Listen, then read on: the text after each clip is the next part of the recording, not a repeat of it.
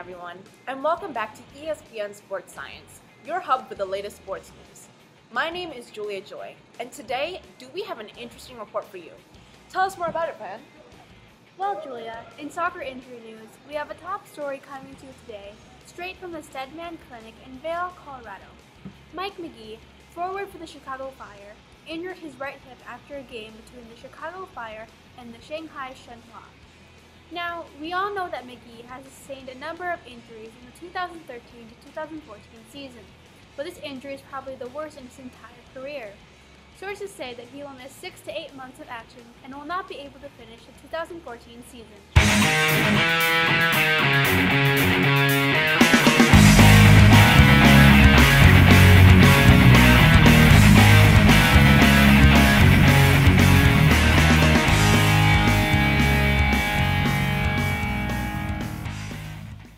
The main cause of the injury was a tear in the player's labrum. The hip labrum is essentially a soft ring of cartilage that circles the hip socket. It is vital in the body for improving stability, and does this by deepening the socket in which the hip is attached to. The labrum also reduces contact stress by increasing the contact area, and extending the hip socket by forming a seal to keep in the synovial fluid, a thick, straw-colored liquid found in joints and tendon sheaths, within the artificial cartilage of the hip. So, Francesca, what do you think caused this injury in Mike Magee? Well, Julia, while typical causes of a hip labrum tear include femoral acetabular impingement, which is the abnormal shaping of the bones, as well as structural instability, another cause of a labrum tear is trauma. Trauma of the hip occurs in athletes who either overuse their hip by twisting and pivoting around it, or by experiencing a grave push or force to their hip.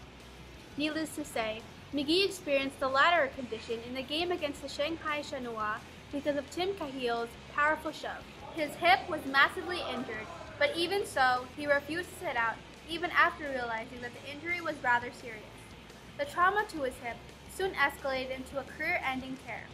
Now we go to Dr. Edmund Kleeman, an orthopedic surgeon very familiar with the topic of labrum tears, to learn more. Today we have Dr. Kleeman with us today on video call. Thank you for joining us. Now, how do you know if there is a labrum tear? Are there any signs? Some of the typical things that patients will complain of is groin pain. It's very common. So some patients will point to the side of their hip, their back of the hip, but the most common location is the groin. Many patients will feel clicking or locking or catching, and that's very common. And many patients will complain of twisting and pivoting maneuvers that will cause these discomforts. We know that the most common way of treating a labrum tear is through orthopedic surgical repair. But what other ways are there of treating it? Non-operative management for a hip labrum tear consists basically of 3 things. One is modify activity. Number 2, physical therapy. Number 3, sometimes medication. Another important part of recovery is also rest. Right, Dr. Kleeman?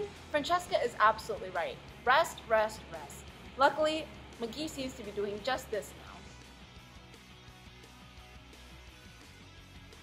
Hi, Mike Magee. Thank you for joining me today.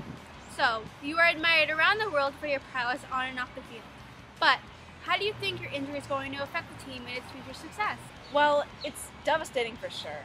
But the only thing keeping me going is the promise of getting back on the field and hoping to recover as quickly as possible. Can you explain to us how the injury felt like to your hip? How was this injury different from all the other injuries you've had before? Well, this injury was definitely a lot different from the others. When Cahill hit me down, I just felt a strong push on my hip, and I knew something either teared or something had gone wrong. Wow, even when the chips are down, you still maintain a great optimism, Mike Magee. I hope you use this time away from the field to recover, recuperate, and mend all your wounds. Thank you for joining me again today. It was great meeting you, and thank you for letting me be here on ESPN Sports Science. Yep, it was great meeting you too, Mike. It was a great pleasure. Now we go back to Julia at ESPN Sports News. You heard it there, folks. Watch out for Mike Magee. Despite this minor setback, Magee is not letting his injury get in the way of his future success. We know for sure that he will bounce back in no time after sitting back and letting the wounds recover. Don't change the channel. Stay tuned for the next report.